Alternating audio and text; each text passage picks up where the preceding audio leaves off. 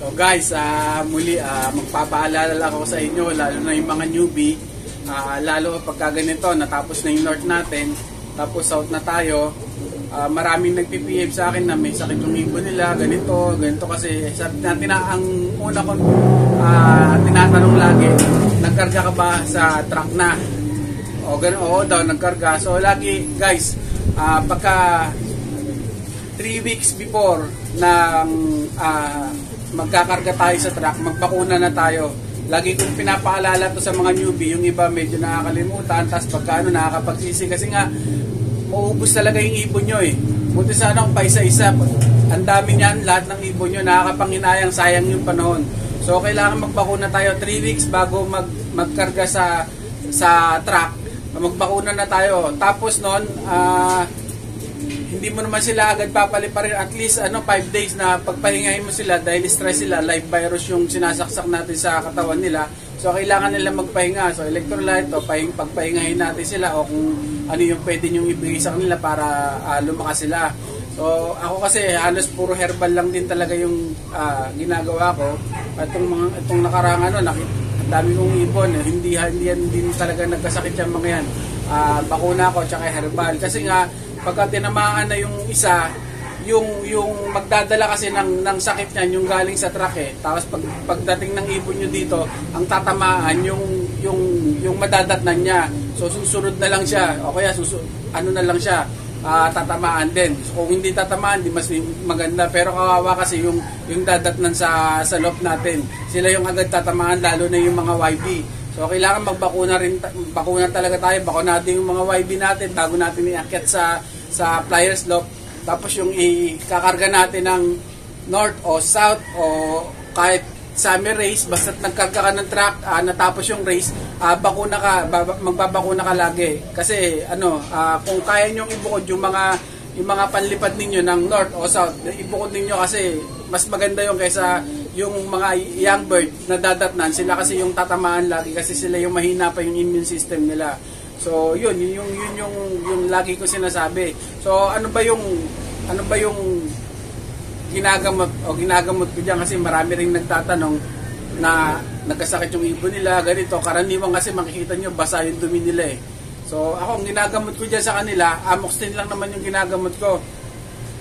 Pero kung marami namang nabibiling gamot, marami mga nagba-vlog din na sinasabi nila na eto magandang gamot, eto maganda proven, magano. So tingin din tayo nung ibang option natin para gumaling yung ibon. Naman, kahit ano pa yan, basta ang importante gumaling yung ibon natin.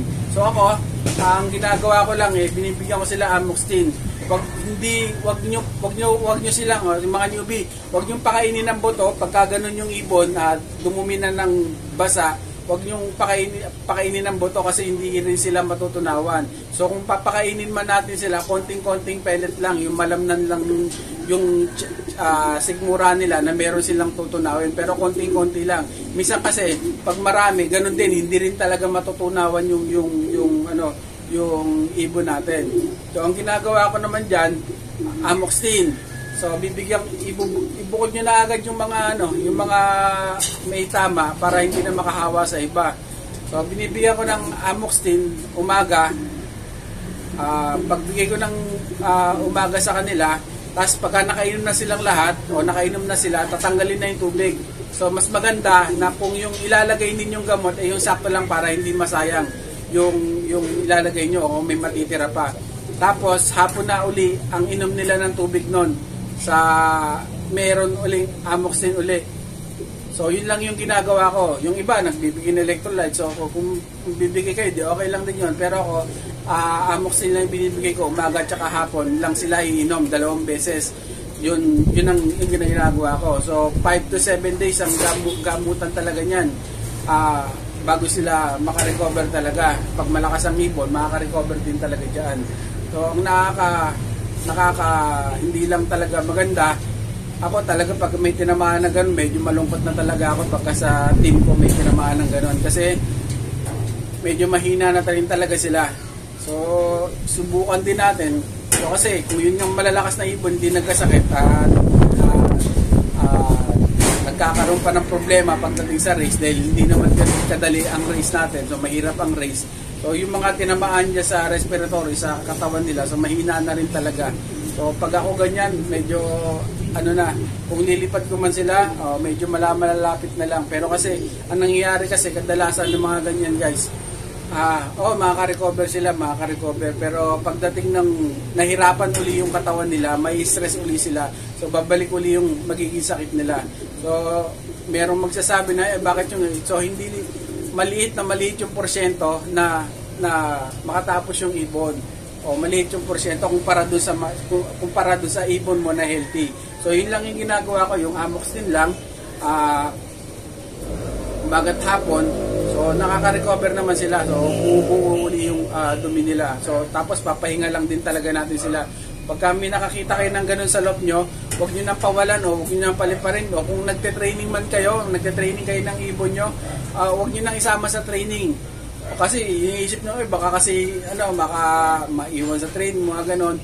Yung ibon nyo guys, yung ibon nyo, pag malakas yung ibon at healthy yung ibon, kahit malayo pa yung lockdown yan, uuwi yan talaga, basta't maganda yung health nila.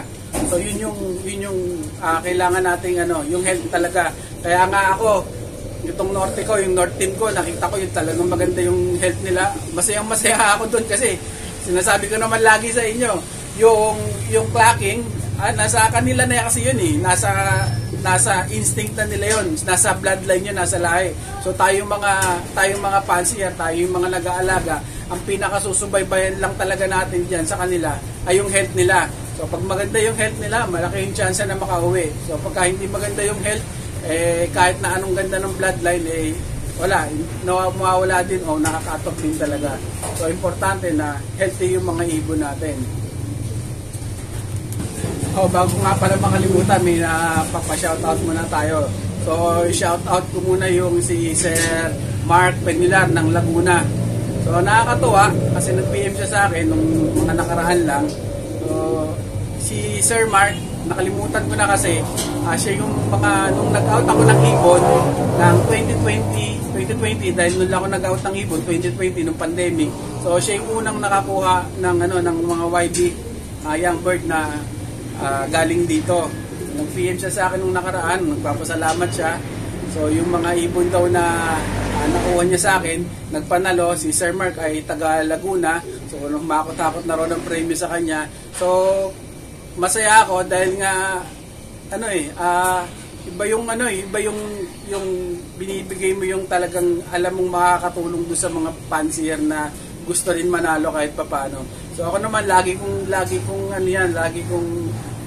gusto ng puso ko yung manalo yung mga fancier na binibigyan ko ng mga ibon. So far napakataas ng percentage ng mga nanggaling dito na ibon ay nagpapanalo sa iba-ibang lot.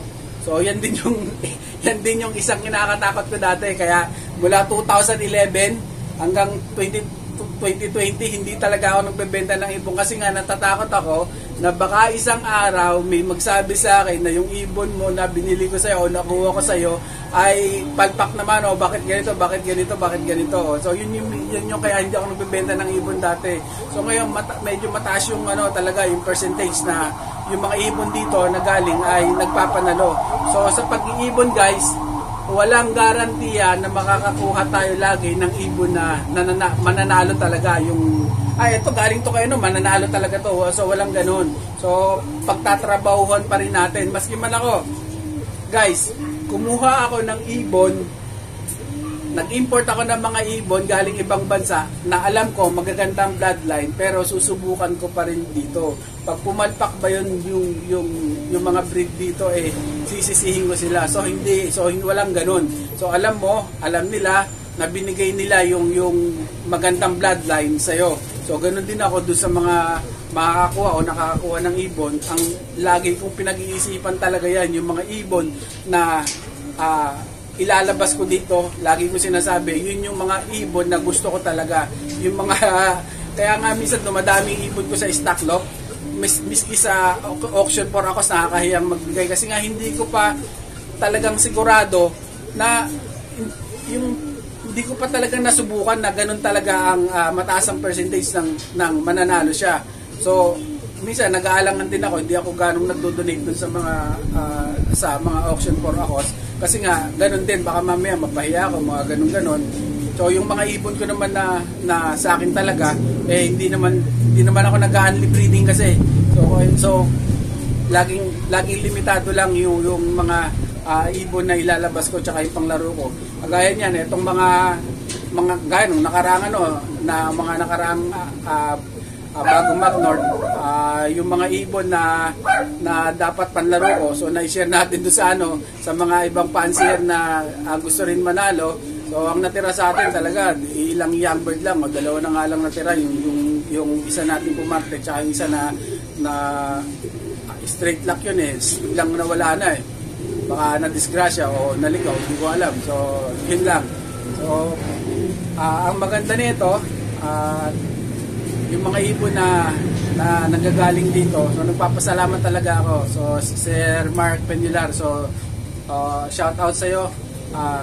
Congrats sa mga panalo mo. So enjoy lang natin. So guys, lagi ko sinasabi, minsan kasi pagka talagang tutok na tutok, yung parang anong-ano ka magmanalo, para kasi minsan lalo pang umihilap yung panalo. So ang pinaka the best na ginagawa ko, hindi ako nape-pressure. So nag-i-enjoy lang ako kung ano yung bigay ng ibon, basta ginawa ko yung part na dapat kong gawin para sa kanila. So okay na yun, matalo, manalo, ganon talaga ang karera, may natatalo, may nananalo. Pero masanga rin natin na manalo tayo sa race. So paano tayo mananalo sa race? So yung mga bago dyan, kuha kayo ng mga bloodline na nasubok nyo natin sa lugar ninyo o sa ibang lugar, kumuha kayo ng mga bloodline na talagang proven sa kanila. So wag na yung mga kung ano-ano, basta yung mga nagpapanal na talaga. Marami kasi magagaling lang talaga magsalta, so hindi ka kasi ganun kagaling mag-promote So yun yung gagawin nila talaga, kumuha kayo ng mga bloodline na subok na. Yun talagang paikutin nyo. Kung kaya nyo kumuha ng isang pamilya o mag-chewing, magtita, so yun yung gawin natin. So mas malapit tayo sa panalo doon. Kasi sistema, lagi ko sinasabi sistema, napakadali ng mga sistemang pinapagawa ko doon sa mga newbie. Hindi kayo gagastos ng malaki. So enjoy lang natin yung pagkakalapate. So yung good luck nga pala itong south natin. So meron akong ililipad na ilang mga ibon dito na sa south, mga finisher natin ng north. So good luck sa ating lahat, guys. What's up mga ibon? Please like, share, subscribe, and don't forget to hit the notification bell down below para ma-notify kayo sa mga bagong videos namin.